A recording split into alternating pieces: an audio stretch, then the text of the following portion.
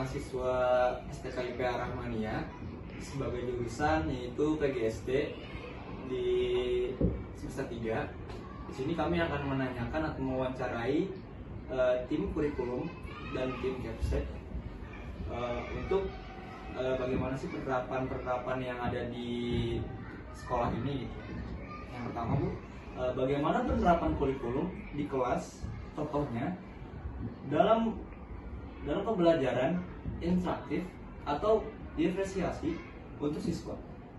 Kalau di kelas 6 karena sudah kelas atas ya, jadi di awal pembelajaran itu saya coba membuat video pembelajaran untuk pertanyaan pemantik dan gambar-gambar yang interaktif.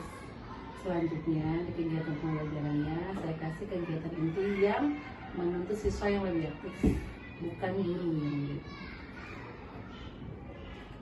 Untuk yang kedua, apa sih Bu kendala yang dihadapi Ibu dalam mengimplementasikan kurikulum dan bagaimana cara mengatasinya Bu?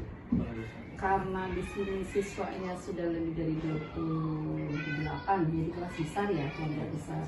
Otomatis dalam alokasi waktu itu terbatas, satu pembelajaran kan cuma 30 menit. Nah, jadi untuk kelompok besar, untuk penyampaian materi, kita harus buat kelompok-kelompok kecil lagi supaya anak-anak tuh aktif, tidak hanya berpusat ke guru. Jadi anak-anak itu bisa tercapai semua tujuan belajarnya. Oke Bu, di sini alat evaluasi yang digunakan untuk memantau pencapaian kurikulum seperti asesmen formatif? Yang kita pakai ya, kalau formatif itu kan adanya di akhir pembelajaran biasanya. Pasti ada kuis atau soal yang kita kasih. Kadang kalau untuk kelas atas saya kasih quizzes. Kadang dikasih LKPD yang sudah kita print sesuai dengan materi yang anak-anak sudah terima. Lalu saya juga punya anekdot catatan sikap anak-anak siapa yang kira-kira dalam pembelajaran itu sudah paham, ada yang mungkin belum, gitu, paling gitu. Nah, di sini apa saja komponen utama yang disusun dalam kurikulum seperti RPP, modul ajar, dan muatan lokal? Kalau di RPP pasti ada yang namanya identitas sekolah, nama sekolah apa aja, mata pelajarannya apa, alokasi waktunya berapa menit, terus identitas siswanya, siswa kelas berapa, terus media pembelajaran yang digunakan apa, lalu kalau apa sih namanya mitranya kita bekerja sama dengan siapa dalam pembelajaran ini. Yang terakhir adalah asesmen yang digunakan apa. Kalau muluk yang kita pakai di sini ada bahasa Sunda, ada bahasa Arab, ada bahasa Inggris, 3 bahasa ada. Utamanya yang utama yaitu di sini tahfiz sama fikih. Mungkin cukup sekian ya Bu ya. Terima kasih ya Bu ya. Iya, sama-sama.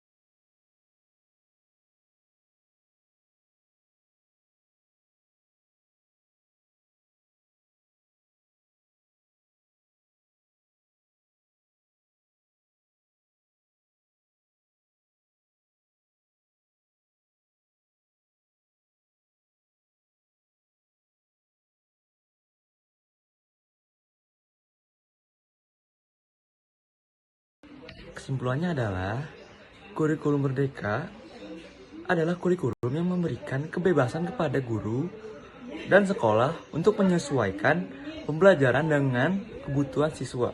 Nah, di sekolah yang tadi, kurikulum merdeka mulai ditetapkan sejak tahun 2022. Nah, tujuan utamanya adalah agar pembelajaran lebih fleksibel dan sesuai dengan potensi peserta didik. Terima kasih. Jadi di sini kesimpulan yang dapat kita ambil adalah sekolah menyiapkan kurikulum merdeka melalui kegiatan rapat kerja ataupun workshop.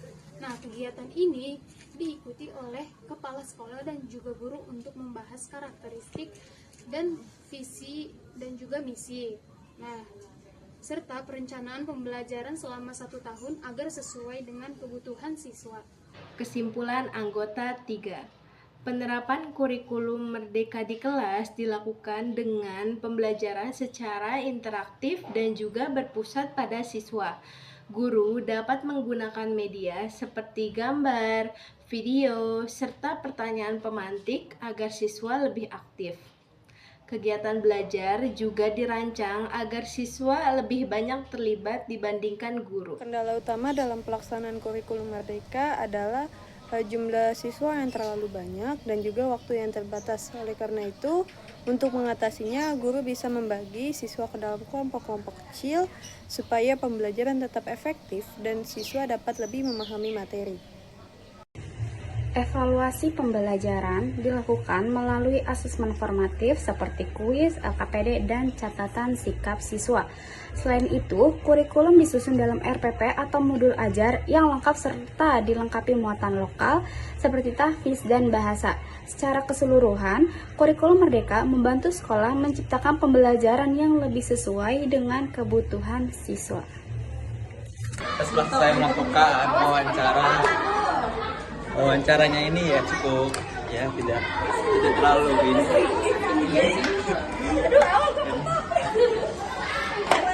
Ini adalah saat kita akan balik ya.